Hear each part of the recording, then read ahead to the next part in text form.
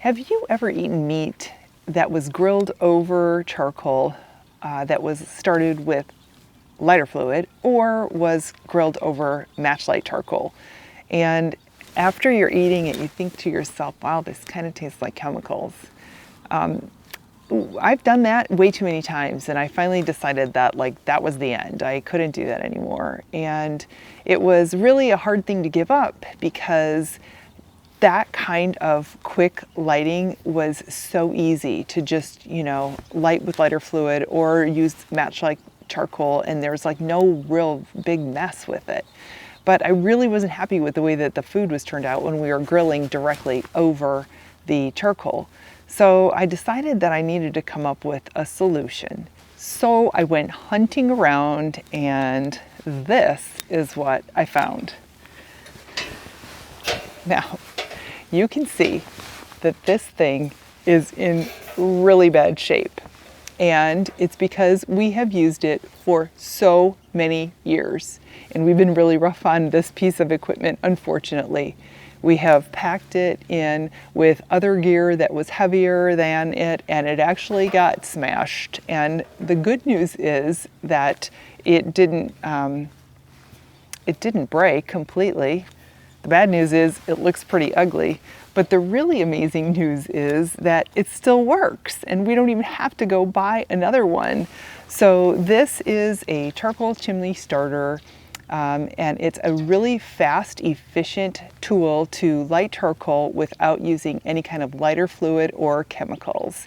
And it seems almost like it's magic when you use it for the first time. So I want to talk today a little bit about how they work, why they work, and if you are using one and it's not working properly for you, I'm going to give you some ideas of why that probably is the case. You can probably see there is a little grate in the bottom of this thing, and that grate is what you put the charcoal on. And then underneath here, you can see the bottom of the grate, and there's room between it and the ground. And that's where you put your starter. And the thing that makes this thing work so well is that it's this tube and all of these little holes in here that create the airflow, which is needed to put the oxygen into the whole scientific process to get the fire going and get it kind of amping up. So what you end up doing is you start a little starter under here, and that starts the charcoal in here, but it starts in a really small kind of way. It starts with a really small flame, and then eventually the flame gets bigger, and the charcoal will start to burn. And as soon as the charcoal ashes over with a light gray ash, it is ready to cook. So you just dump it out of here into your grill. We use it a lot for our Smoky Joe when we're camping, and we also use it with our Dutch oven. And a lot of Dutch oven recipes, including the ones that are on my website, indicate how many coals you will need to maintain a specific temperature. That's really important when you're baking in your Dutch oven. So those two cooking methods are methods where we use charcoal frequently. And so I really like this particular one. It is a Weber, and I like it because it is the larger model, so it can handle a whole lot of charcoal. So if you're doing a really big batch of anything and you need a lot of heat, it can handle it. There are smaller ones that are also really good for campfire or campsite cooking, a little easier to manage and carry around. And also they usually, they hold enough charcoal that it can pretty much handle anything, any kind of cooking that you're going to do at a campsite, unless you're cooking for really big groups and you've got a really big charcoal grill and you need a whole lot more charcoal than what that thing can handle. So so it is the process of a self-feeding fire with all the oxygen that's coming through these holes that starts that charcoal. Once you decide that that gray ash is ready to go, light gray ash is all you're looking for. The reason that we like this particular piece of equipment is because it has two handles. This one is a stationary handle, and then this one moves. And so this is easy to hold and pick up for that. Also, if you can hold it underneath here and let this bigger handle that moves lay on top of your hand, and then you can use this to dump your coals into whatever you're dumping into, whether it be a charcoal grill or you're dumping them, the coals on the ground below your Dutch oven, and then some for the lid on top of your Dutch oven. So, so these two handles are really, really nice.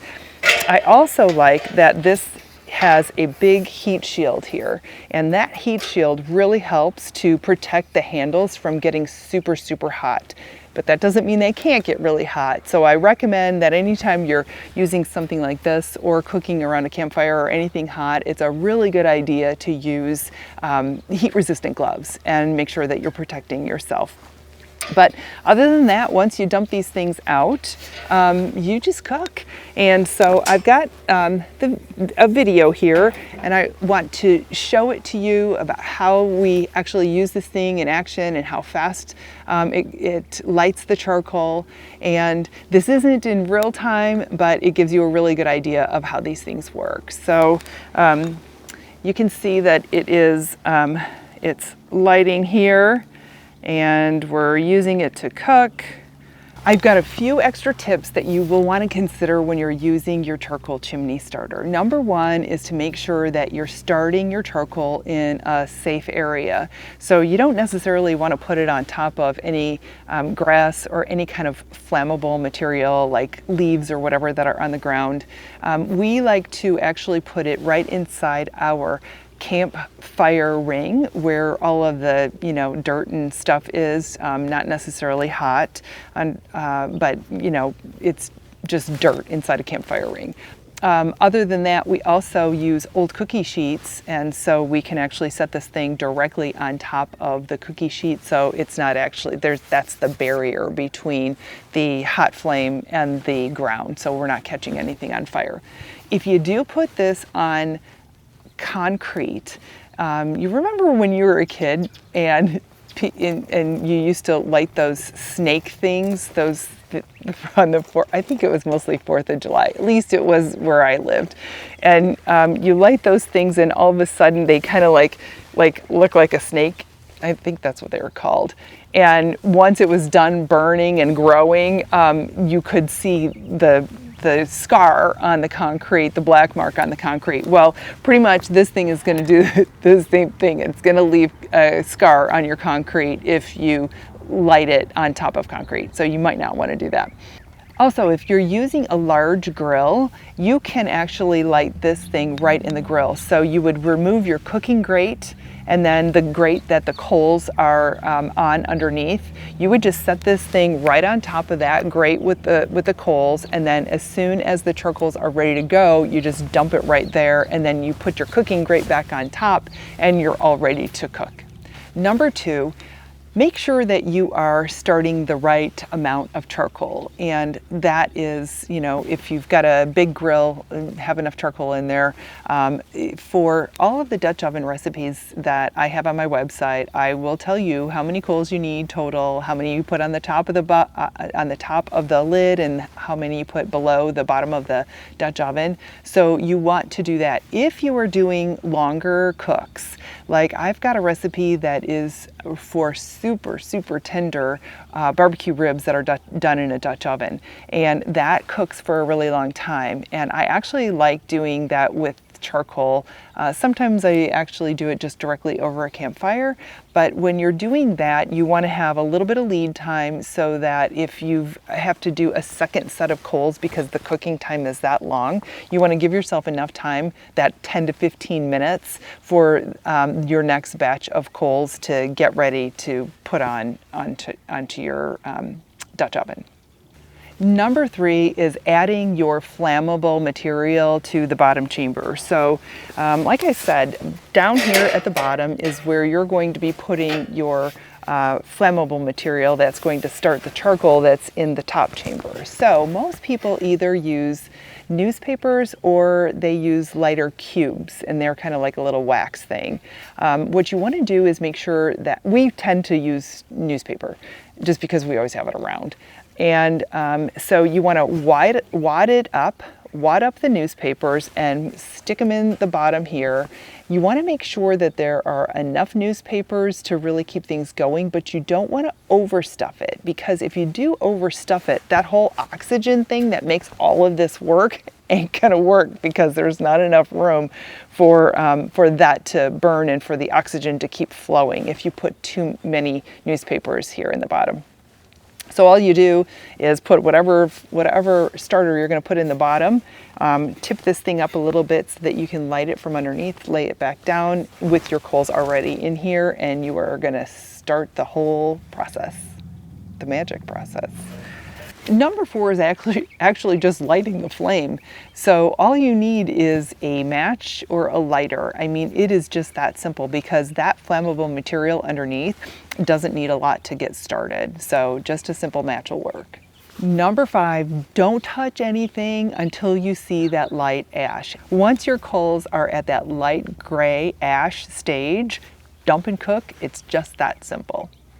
Just a couple of safety tips I want you to be aware of. One is that I can't stress enough that you really need to make sure that you are protecting your hands, because you never know for sure how hot something is going to be when you're around any kind of cooking fire. So I recommend using some good heat-resistant gloves when you're out there cooking. The other is, depending on the brand and the style of chimney that you choose, some of them have actually a wooden handle. This one here is plastic, and if you get that wooden handle super close to anything else that's flammable, like if you have it too close to your campfire or something else, I've seen them start on fire. So you got to be really careful. Sometimes we will actually set this thing, if we've got not a roaring campfire going, but a decent little campfire, we can actually set this thing on top of the campfire grate and let it start that way without even having to put any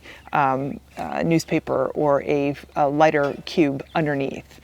We don't do that often, but we do that once in a while. And in that instance, we've had these things side by side, ours with this handle and being in this condition, and another one that was newer with a wooden handle, and the wooden handle actually caught on fire and ours was fine. But you still don't want to put this plastic like right over the fire. You want it kind of hanging off the outside. If you are having problems and your chimney isn't starting your charcoal like you expect, you probably are having one of a couple of issues. One is that I had mentioned earlier, if you are stuffing the bottom chamber with too much newspaper and it's too tight. I mean, you need a couple of papers, a couple of pages of a newspaper. Crumple them up, stick them in there, and make sure that there's enough that it will keep things going. If you have too little newspaper down there, it will burn out before the process actually starts and gets the charcoal lit. If you have too much newspaper and the air can't get through there, then it's not going to start either. So too little newspaper or too much newspaper could be your problem. The other thing that tends to be a problem is using bad charcoal. Did you know that charcoal can actually expire? Kingsford is one of the biggest manufacturers of barbecue charcoal briquettes in the US, and they actually tell people on their website that charcoal expires. And so most of the time it has to do with matchlight charcoal, which we're not using anymore because that's the stuff that gives you that chemical taste, in addition to regular charcoal that you drench with lighter fluid, right? But besides that, one of the things that makes charcoal go bad is moisture. And so if you are buying charcoal, if it's even a brand new bag, I actually had a reader one time reach out to me and say, oh my gosh, I bought this charcoal, it was on sale and I thought I got a good deal at the end of the season, and then when she went to use it, it like didn't work. So what ended up happening was it was old charcoal. It had seen way too much moisture and rain, and it just wouldn't light. And so if you're in a situation like that, you first of all, you want to look for a retailer that keeps their charcoal in a dry place. And if they have it sitting out in parking lots on pallets, you're in a rainy area, odds are it got rained on and it got soaked, and that's not good. You want to stay away from that. But when it's transported, it's actually wrapped in like big plastic things on pallets, and if it stays under plastic and it's protected from moisture, then you're probably okay. But if you do end up in a situation where your charcoal got wet and you think that it's probably like salvageable, all you want to do is take your charcoal, you want to lay it out on the ground in a single layer, have it be in as much sun as possible, let it dry out completely, and then you can try to use it and see if it works. If it does, and you can't use the whole batch at once, then make sure that whatever is remaining you put in some kind of a container that's waterproof and store it in a place where it's not going to get wet again. If it does light, just be aware that it might not have the same burn time, and it may not burn as evenly as charcoal that didn't have that problem where it was wet and got dried out. On the other hand, it might have gotten so wet that it's like you can't salvage it. And usually if you start to see it crumble, that's the sign to let you know you're done, throw it away, go buy a new bag, and you're in good shape. So I will say that these things are really, really nice for campers who like to cook at the campsite, especially if they like to cook with charcoal over charcoal briquettes or use charcoal briquettes for their cooking process in a Dutch oven. The other thing I wanted to mention is that it isn't just charcoal briquettes that these work with. If you have lump charcoal, it works with that to light that as well. So think about this as a gift for your camping friends, and I've got a whole lot of other gift ideas in my Vlogmas series, which is our countdown to Christmas RV style. Don't forget, Jesus is the reason for this season. I'll leave a link in the description below if you are interested in seeing any of the other videos in the series, and I will see you again tomorrow.